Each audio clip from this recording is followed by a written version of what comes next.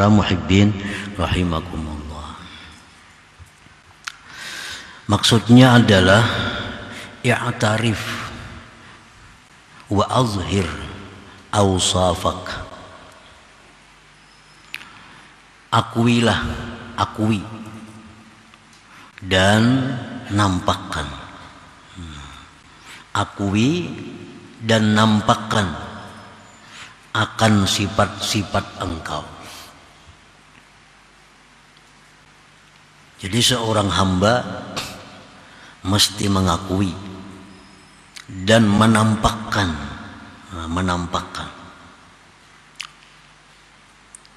akan sifat-sifatnya seorang hamba.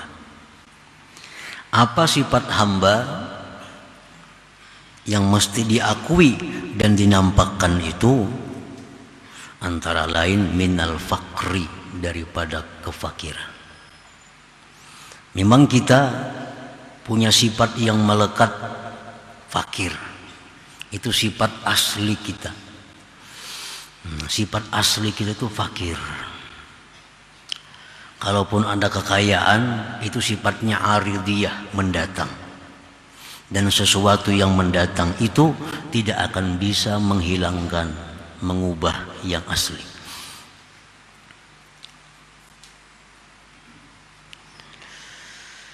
Wazulli, kehinaan.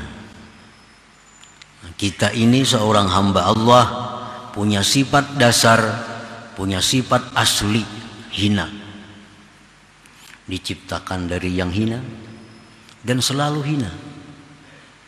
Kalau ada seorang hamba itu mulia, itu hanya mendatang. Karena mungkin dia punya ilmu, dia jadi mulia. Karena mungkin dia punya harta, lalu mulia. Karena mungkin dia punya jabatan, lalu mulia. Itu mendatang. Dan yang mendatang tidak akan bisa mengubah, apalagi menghilangkan yang asli, yang dasar itu. Wal ajzi, keterbatasan. Seorang hamba punya sifat asli terbatas. Kada bisa apa yang dikehendaki jadi, kada bisa. Hendak ini kada kawa, hendak ini kada mampu, hendak itu terbatas. Pendengaran kita terbatas, penglihatan kita terbatas, kekuatan terbatas, ilmu terbatas, semua terbatas. Keterbatasan itu sifat kita yang asli itu.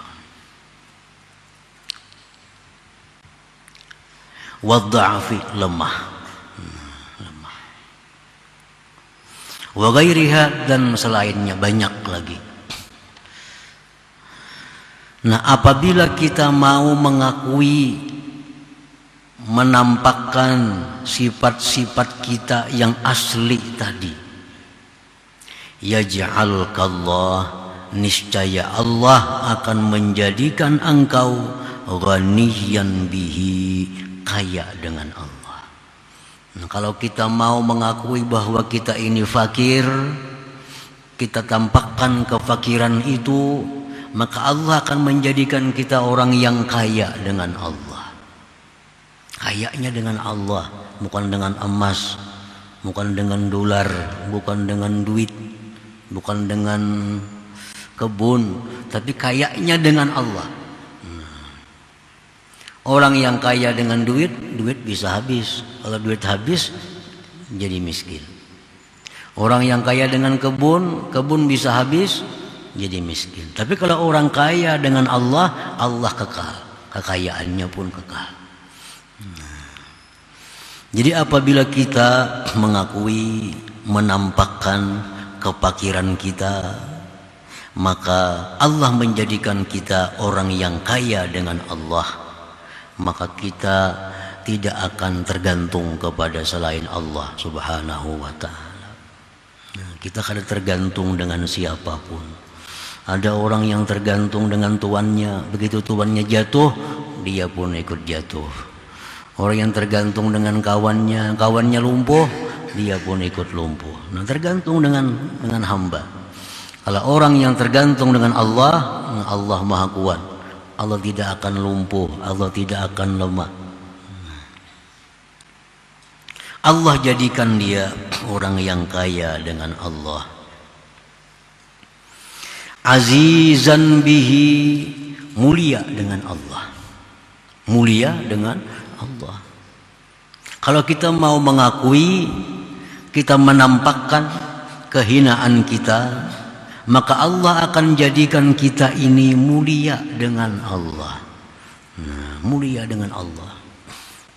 Nah, ada orang mulia dengan kedudukan, dengan pangkat, dengan jabatan. Begitu pensiun, hilang kemuliaannya. Diundang orang aja kada lagi. Udah pensiun. Nah dulu, wah luar biasa. Datang disambut, lawang sekiping disediakan. Selamat datang bapak ini, bapak. Begitu pensiun, runtuh semuaan. Runtuh kada ada lagi. Kenapa? Karena mulianya dengan kedudukan. Tapi kalau kita mulia dengan Allah, nah kada ada pensiunnya. Kada ada pensiunnya. Mulia dengan Allah ini. Fala yuhinuka ahad illa azallahullah, maka tidak akan ada orang yang menghinakan engkau melainkan Allah akan menghinakan dia. Nah, kalau kita jadi orang yang mulia dengan Allah, siapapun yang coba-coba menghinakan kita, dia akan dihinakan oleh Allah. Nah, macam apa caranya supaya kita ini bisa jadi orang yang mulia dengan Allah?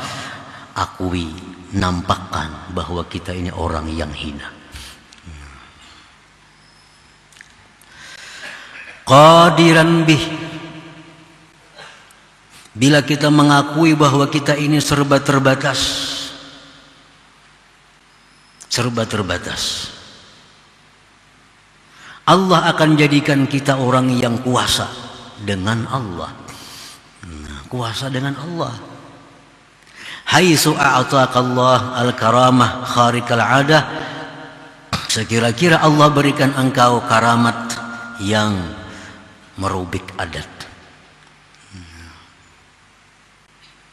Kalau kita mengakui keterbatasan kita, kita akui, kita nampakkan bahwa kita ini terbatas, Allah akan beri kita karamat yang merubik adat, yang di luar kebiasaan. Contohnya karamat itu kata zaman wal makan, seperti melipat tempat dan masa. Itu karamat antara lain. Contohnya tayyiz zaman, melipat masa. Melipat masa. Biasanya kalau orang normal sembahyang 100 rakaat itu perlu misalnya 2 jam. Itu normalnya. Nah kalau sidin itu sembahyang 100 rakaat paling 5 menit. Tuntung. Hitung 5 menit. Tuntung. Ini orang yang diberi Allah tayyuz zaman, melipat masa. Dalam manakib-manakib para aulia, kita bisa membaca bahwa sebagian mereka berkata, aku antara maghrib dan isya menghatamkan 2 khatam Quran. Maghrib isya berapa menit waktunya? 2 khatam Quran. Ini karamat tayyuz zaman. Wa tayyul makan, melipat tempat. Orang kalau ke Banjar itu paling ya 4-5 jam hanya sampai. Ini kada, hitungan menit sampai. Nah karamat.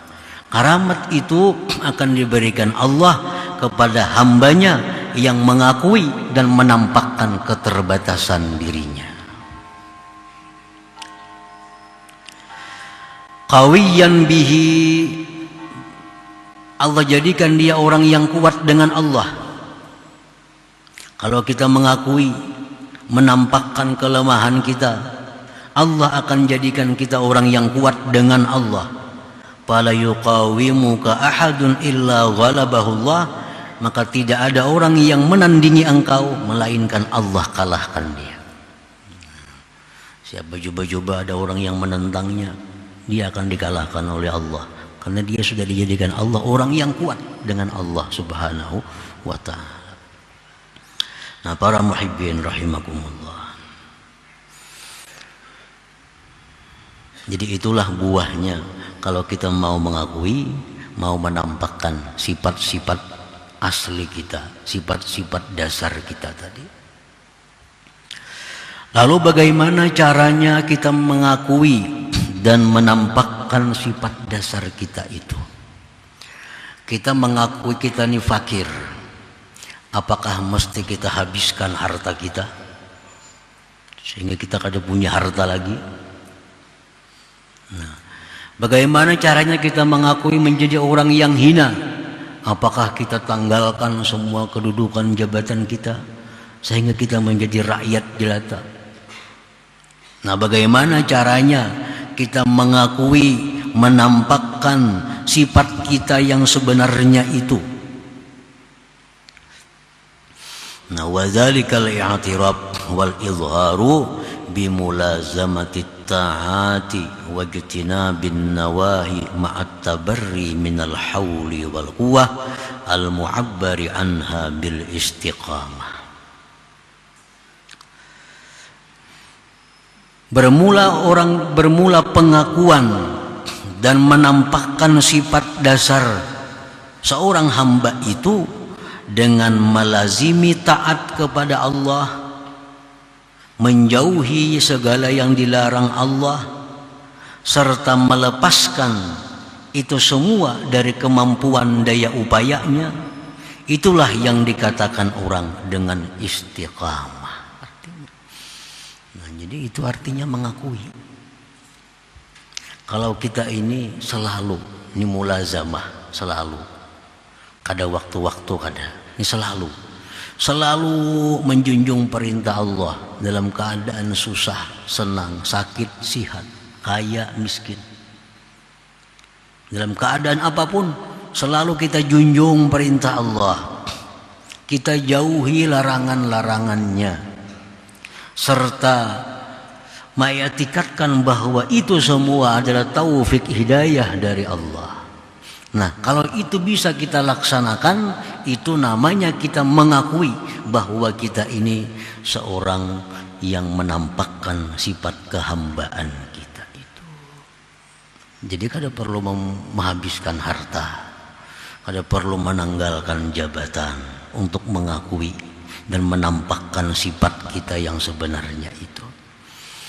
Nah, kalau kita hendak jadi orang yang kaya dengan Allah, hendak jadi orang yang mulia dengan Allah, hendak jadi orang yang kuasa dengan Allah, hendak jadi orang yang kuat dengan Allah, maka lakukanlah istiqamah.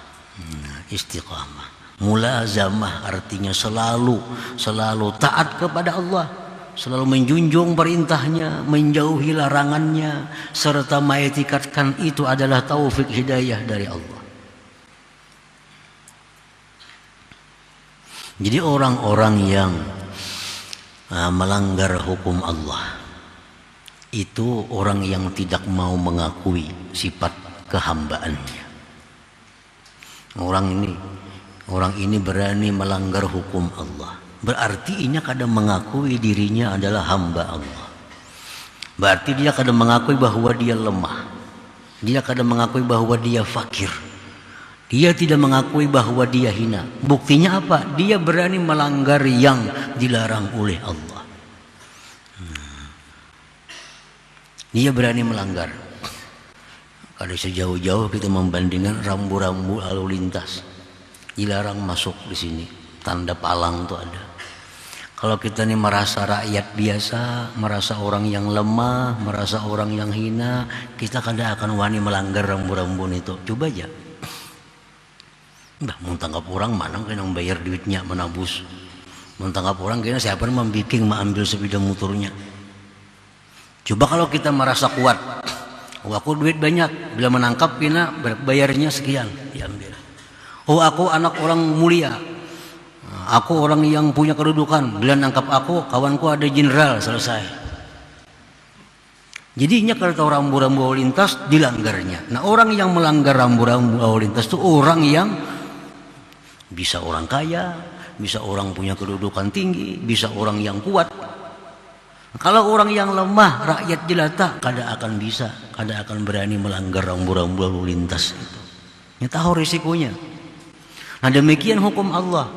Setiap kita tunduk patuh kepada hukum Allah, kita jauhi yang dilarang Allah, artinya kita mengakui kita ini lemah, fakir, hina, terbatas. Nah, kalau kita berani melanggar hukum Allah, walaupun di mulut kita kadang mengakui, tapi praktiknya menunjukkan kita mengakui bahwa kita kuat, nah, bahwa kita kaya, bahwa kita macam-macam lah, yang sifat-sifat yang bukan sifat kita.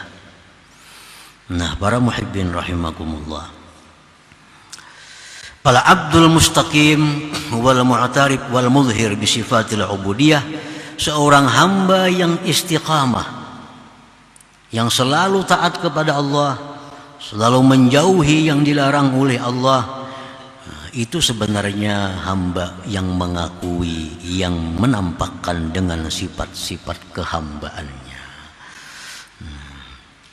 Jadi artinya kalau kita hendak jadi orang yang fakir, ya kada perlu menghabiskan harta sehingga fakir. Kalau kita hendak jadi orang yang hina, kada perlu kita menghinakan diri dan menanggalkan segala jabatan.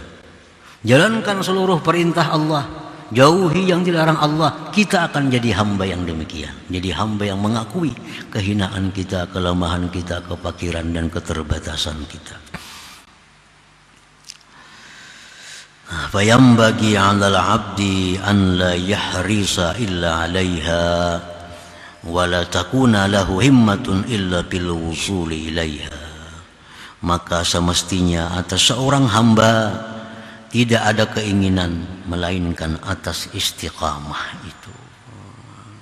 Mestinya kita kepingin dapat yang namanya istiqamah itu.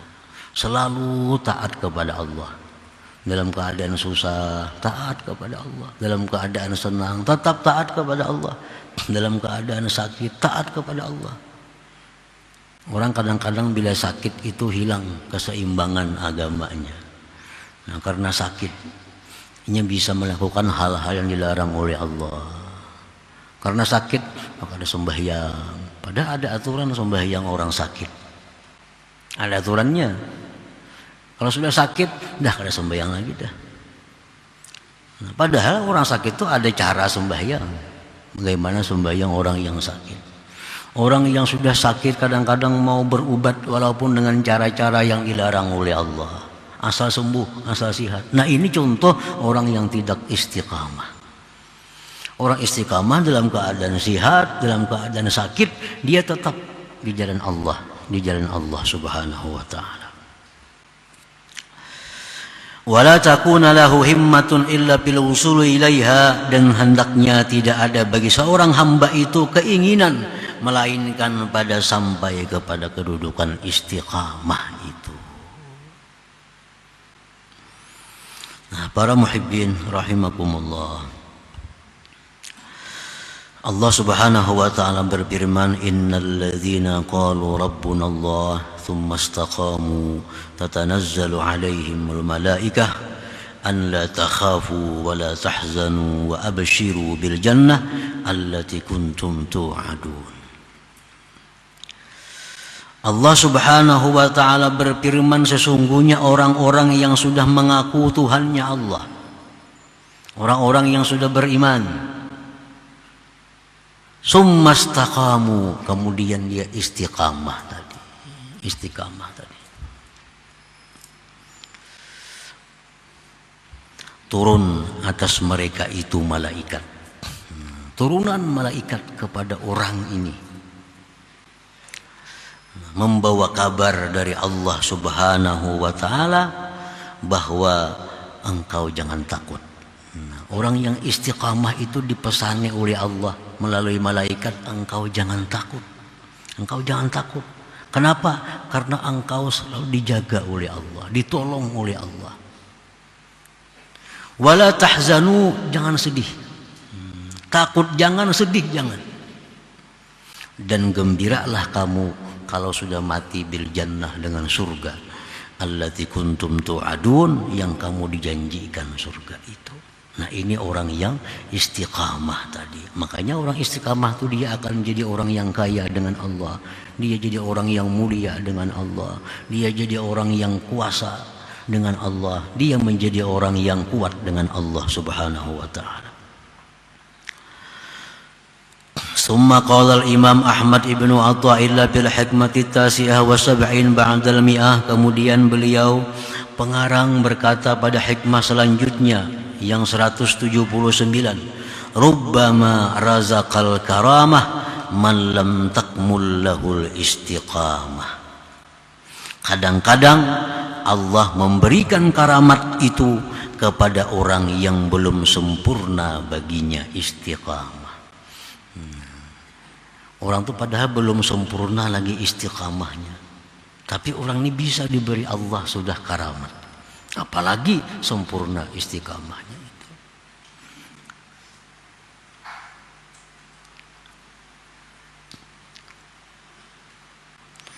Al-karamah hiya amrun khariqun lil 'adah azharahu Allah ala yadi man arada ikhtisasah min ahli ta'atih. Karamat itu perkara yang luar biasa. Luar biasa. Yang Allah nampakkan atas tangan orang yang Allah kehendaki menghususkan, mengistimewakannya dari orang-orang yang taat kepadanya. Itu karamah. Orang yang ahli taat kepada Allah, Allah berikan dia kekuasaannya untuk menciptakan sesuatu yang luar biasa. Nah, itu karamat artinya, karamat. Nah, kadang-kadang orang itu belum sempurna lagi istiqamahnya, tetapi sudah diberi Allah karamat itu. Innal karamah allati yakhussullahu biha ba'da ibadih laysat mahsuratan fi man balagha darajatal kamal bil istiqamah. Bahwa karamat yang Allah istimewakan dengannya sebagian hambanya bukan terbatas hanya pada orang yang sampai derajat sempurna pada istiqamah. Barubbama tafaddala biha ala man kana fi marhalatin ilal istiqamah. Bahkan kadang-kadang Allah beri dengan karamat itu orang yang sedang dalam perjalanan menuju istiqamah. Istiqamah ini sangat tinggi, sangat luas. Kadang-kadang mata kita sudah bisa istiqamah. Mata sudah bisa istiqamah. Kadang akan memandang yang diharamkan Allah. Sudah bisa istiqamah. Tapi telinga belum tentu kita bisa istiqamah. Mata, telinga sudah bisa istiqamah. Kadang-kadang mulut kita belum bisa istiqamah. Bisa mengatakan hal-hal yang dosa, mengatakan hal-hal yang dilarang oleh Allah. Padahal matanya sudah istiqamah, telinga sudah istiqamah, selalu takwa. Mulut belum istiqamah. Kadang-kadang ada orang yang mulutnya sudah istiqamah, tapi kaki tangannya belum istiqamah. Kadang-kadang seluruh zahir sudah istiqamah, tapi hatinya belum sepenuhnya istiqamah. Dia pemurah, istiqamah, pemurah, selalu pemurah. Nah, tapi kadang-kadang dia belum dapat tawadhu. Nah, jadi istiqamah itu sangat luas. Nah, kadang-kadang kita belum semuanya istiqamah, sudah diberi Allah karamat. Nah, sudah diberi Allah karamat, dan belum sepenuhnya bisa istiqamah. Nah, Allah beri karamat itu imma tahabbuban ilaih, ada kalanya mencintakannya kepadanya. Nah, supaya dia lebih bersemangat lagi untuk menyempurnakan istiqamahnya, Allah beri dia karamat. Nah, selamanya dia sudah bisa istiqamah matanya, istiqamah telinganya, istiqamah mulutnya. Nah, Allah beri dia karamat. Nah, sehingga lebih bersemangat lagi untuk menyempurnakan istiqamahnya. Au imtihanan alaih, atau Allah beri karamat itu sebagai ujian kepadanya. Nah, ujian kepadanya. Kadang-kadang orang diberi Allah sudah karamat, padahal hanya istiqamahnya mata, telinga, mulut. Lain belum istiqamah. Tangan kadang-kadang mau haram, kaki kadang-kadang mau yang haram. Tapi kalau sudah mata, mulut, telinga sudah istiqamah lurus, Allah beri dia karamat. Nah, lalu dia bangga dengan karamat itu, merasa cukup dengan itu. Lalu kadang meneruskan lagi, menyempurnakan istiqamahnya. Nah, ini karamat namanya imtihanan alaih, ujian atasnya. Jadi Allah memberikan karamat kepada orang yang belum sempurna istiqamah. Ada kalanya untuk mencintakan kepadanya, ada kalanya menguji atasnya. Nah, walhasil karamat itu bukan tujuan bagi seorang salikin. Karamat itu bukan tujuan. Nah, bukan tujuan. Nah, seorang salikin itu adalah yang ditujunya istiqamah untuk mendapatkan ma'rifat Allah Subhanahu wa taala, bukan untuk mendapatkan karamat. Karamat itu sampingan-sampingan sebagai pemberi semangat. Itu yang dimaksud dengan rubbama razaqal karamah ala man lam takmul lahul istiqamah.